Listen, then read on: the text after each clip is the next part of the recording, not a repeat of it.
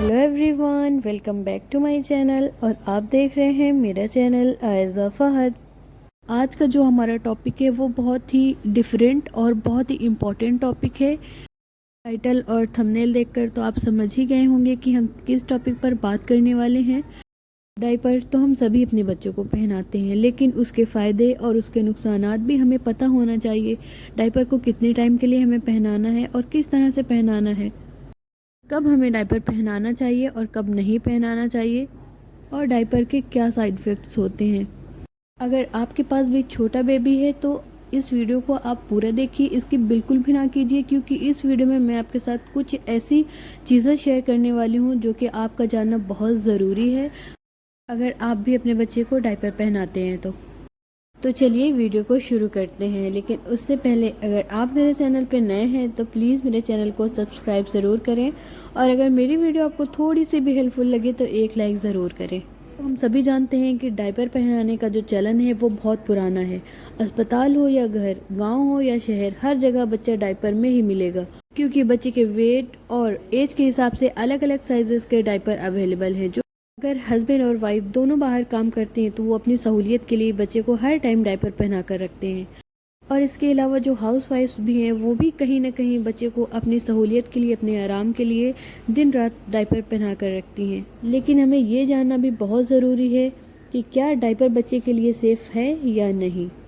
Doctors का ये कहना है कि न्यूबॉर्न बेबी यानी कि कम उम्र के बच्चे को दिन रात अगर हम डायपर पहना कर रखते हैं तो हम उनके नेचर कॉल्स यानी कि पेशाब की इच्छा को दबा रहे हैं। और डॉक्टर्स का ये भी कहना है कि आजकल के जो न्यू पेरेंट्स हैं उनको बहुत इजी सोल्यूशन मिल गया है, और उन्हें ये रियलाइज़ ही नहीं होता कि ये बच्चे के लिए कितना ज़्यादा हार्मफुल है। इस टाइम पर मार्केट में कई सारे अलग अलग ब्रांड के डायपर मिलते हैं और उनकी क्वालिटी भी काफ़ी अलग होती है। तो सबसे पहली चीज़ कि आप अपने बच्चे को हमेशा अच्छे ब्रांड का डायपर ही पहनाएं, और आप साथ ही साथ ये भी कोशिश करें कि कम से कम जितना आपसे हो सके अपने बच्चे को डायपर फ्री टाइम दें। डॉक्टर्स का ये कहना है कि दिन रात बच्चे को डायपर पहनाने से बच्चे के यूरिन का जो फ्लो है वो नहीं होता है, जिसकी वजह से डायरेक्टली किडनी पर प्रेशर पड़ता है और किडनी डैमेज होने के काफ़ी ज़्यादा चांसेस हो जाते हैं। पुराने ज़माने में जब डायपर नहीं होते थे तो बच्चों को कपड़ों की लंगोट पहनाई जाती थी, और साथ ही साथ पेरेंट्स थोड़ी थोड़ी देर पर उन्हें चेक करते थे। अगर बच्चे ने यूरिन पास करा है, पॉटी करी है, तो उसे चेंज कर दिया जाता था, जो कि इतने टाइट भी नहीं होते थे, बहुत सॉफ्ट होते थे। और साथ ही साथ थोड़ी थोड़ी देर में माएँ बच्चे को उठाकर पेशाब भी करवा देती थी, जिससे बच्चे के लंगोट या बिस्तर गीला ना हो।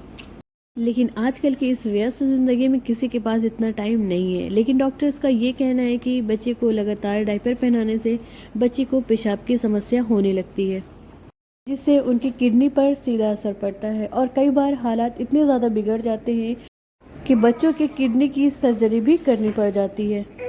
और पुराने ज़माने में जो लंगोट बच्चों को पहनाई जाती थी वो सूती और मुलायम कपड़े की बनी हुई होती थी, जिन्हें धोकर दोबारा भी इस्तेमाल किया जाता था। लेकिन डिस्पोजेबल डायपर बनाने में सेल्यूलोज, पॉलीथीन और माइक्रोफाइबर्स का इस्तेमाल किया जाता है, जिनके ज़्यादा इस्तेमाल से diaper rash, skin disease, asthma और लीवर डैमेज जैसी बीमारियां हो सकती हैं। और डॉक्टर्स के अनुसार हर 2 घंटे में बच्चे का डायपर बदलते रहना चाहिए। और अगर बच्चा डायपर में है तो लगातार आपको चेक करते रहना चाहिए कि बच्चे ने पोटी तो नहीं कर दिया या उसका डायपर लीक तो नहीं हो गया।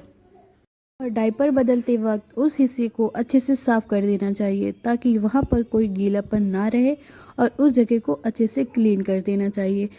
और बच्चे को लगातार कई घंटों तक डायपर पहनाकर नहीं रखना चाहिए, साथ ही कुछ देर बच्चों को बिना डायपर के भी रखना चाहिए। और अगर डायपर पहनाना बहुत ज़रूरी ना हो तो बच्चे को सूती कपड़े से बनी लंगोट और हल्की पैंट पहनाना चाहिए। पहले तो आप ये कोशिश करें कि बच्चे को कम से कम डायपर पहनाएं, यानी कि ज़्यादा से ज़्यादा डायपर फ्री टाइम दें।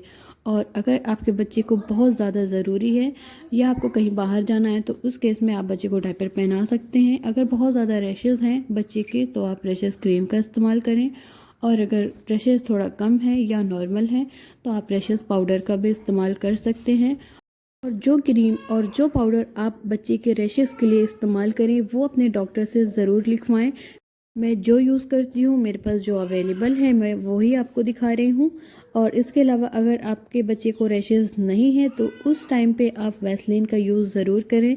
अगर आप वैसलीन यूज़ करते हैं तो इससे बच्चे को रैशेज़ नहीं होते हैं। मेरे कहने पर आप एक बार वैसलीन को यूज़ करके देखें, फिर आप मुझे कमेंट में बताएं कि इससे आपके बच्चे को रैशेज़ की प्रॉब्लम हुई है या नहीं। यही थी मेरी छोटी सी इन्फॉर्मेटिव वीडियो। आई होप कि ये वीडियो आपके लिए हेल्पफुल रही हो। मैंने पूरी कोशिश करी है आपको सारी चीज़ें डिटेल में बताने की और समझाने की। डायपर को तो हम सभी बहुत नॉर्मल समझते हैं, लेकिन डायपर से बच्चों को कितने नुकसानात हैं ये मैंने आपको आज बता दिया है। और इसके अलावा आप अपने बच्चे के लिए हमेशा अच्छे ब्रांड का डायपर ही यूज़ करें और आप ये कोशिश करें कि बच्चे को कम से कम डायपर पहनाएं। अभी भी आपके मन में कोई भी क्वेरीज रह गई हो तो आप कमेंट बॉक्स में लिख सकते हैं, मैं आपके कमेंट का रिप्लाई ज़रूर करूँगी। मिलते हैं नेक्स्ट वीडियो में, तब तक के लिए दुआओं में याद रखें।